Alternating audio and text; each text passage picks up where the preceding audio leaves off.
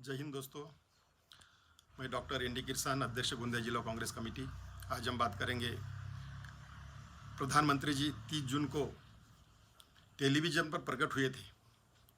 उन्होंने उस दिन प्रधानमंत्री गरीब कल्याण अन्न योजना के अंतर्गत जो 5 किलो अनाज फ्री में दिया जा रहा है और 1 किलो दाल या चना एक परिवार को फ्री में दिया जा रहा है, तो ये प्रति व्यक्ति 5 किलो अनाज ये फ्री में इस कोरोना महामारी के संकट के समय ये योजना लगाई गई। और अभी प्रधानमंत्री जी ने ये योजना को आगे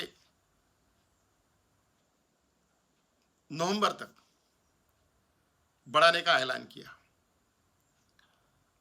और उन्होंने कहा कि इस योजना का लाभ 80 करोड़ लोगों को पहुंच रहा है और इस 80 करोड़ लोगों से भी ज़्यादा लोगों को लाभ पहुंचाने वाली स्कीम ने दुनिया को हैरान किया है और आश्चर्य में भी डाल दिया है। तो हम कहना चाहते हैं कि अगर इस देश में 80 करोड़ लोग गरीब है तो सही में ये तो आश्चर्य करने लायक बात है, दुनिया को हैरान करने वाली बात है, क्योंकि इस योजना का लाभ है ये गरीबों को ही मिल रहा है। इसका नाम ही प्रधानमंत्री गरीब कल्याण अन्न योजना है। तो दोस्तों मैं बता दूं कि 2011 की जनगणना के अनुसार गरीबों की संख्या इस देश में 22% थी। अगर 2011 में 100 करोड़ अगर हमारी जनसंख्या है तो 22 करोड़ लोग गरीब थे। और अभी 2019 में जेटली जी ने कहा था कि अभी गरीबों की संख्या जो है कम होकर 17% रह गई है। तो 17% अगर अभी 2019 में गरीबों की संख्या है तो 130 करोड़ में से 17% होते हैं 22 करोड़ 10 लाख।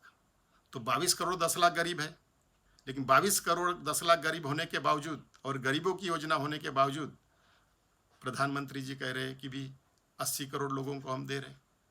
तो 80 करोड़ लोगों को किस तरह से योजना का लाभ पहुंच रहा है ये हमको देखना होगा, क्योंकि इस योजना का लाभ किन लोगों को मिल रहा है इसकी जब जानकारी हमने ली तो जानकारी से पता चला, राशन दुकानदारों ने बताया, तहसीलदारों ने बताया और जिन लोगों को इस योजना का लाभ मिलता है उन लोगों ने हमें बताया कि इस योजना का लाभ उन्हीं लोगों को मिल रहा है जिनको अन्न सुरक्षा कानून जो कांग्रेस सरकार ने पास किया था, उस अन्न सुरक्षा कानून के अंतर्गत 2 रुपये 3 रुपये चावल या गेहूँ जो उनको मिलता है उन्हीं को इस फ्री अनाज के योजना का लाभ मिल रहा है।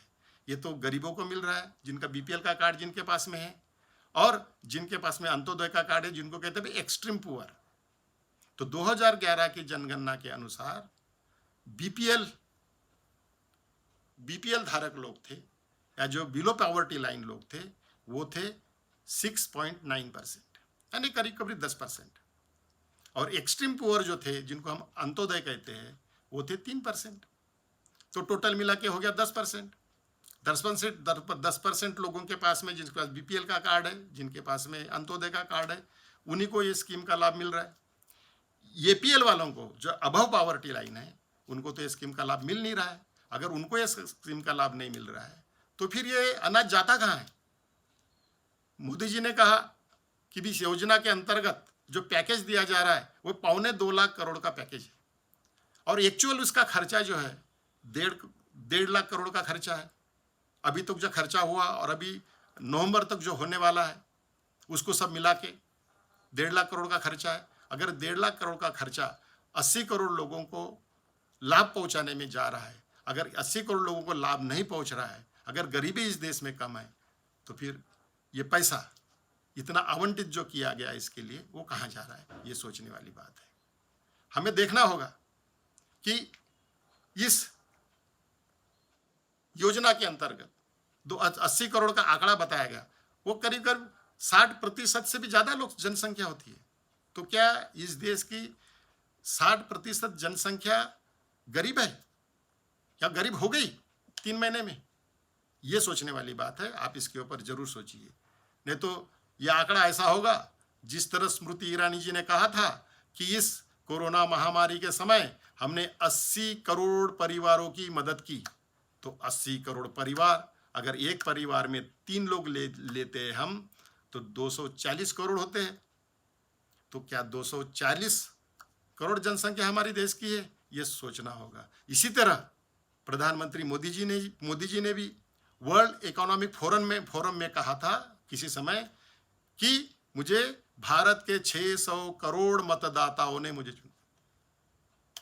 इस तरह के आंकड़े जरा फेंके जाएंगे, इस तरह से आंकड़े बताए जाएंगे, तो इसका विश्लेषण करना हमारा काम है। हमारे सोचना होगा कि सही में उतने लोगों को उसका लाभ इस स्कीम का मिलता है या नहीं मिलता, या तो फिर ये जो इतना 2.25 लाख करोड़ रुपया इसके लिए आवंटित किया गया, इस स्कीम में आवंटित किया गया, तो 2.25 लाख करोड़ अगर 80 करोड़ लोगों को लाभ मिलता है तो भी तभी इतना खर्चा होगा। अगर 80 करोड़ लोगों को लाभ नहीं मिलता तो इतना खर्चा तो होगा नहीं, फिर कहाँ जाएगा? ये भी सोचने वाली बात है दोस्तों। तो सोचिए, और जो भी आंकड़े भारतीय जनता पार्टी के सरकार के ओर से बताए जाते हैं उसका विश्लेषण जरूर कीजिए। धन्यवाद।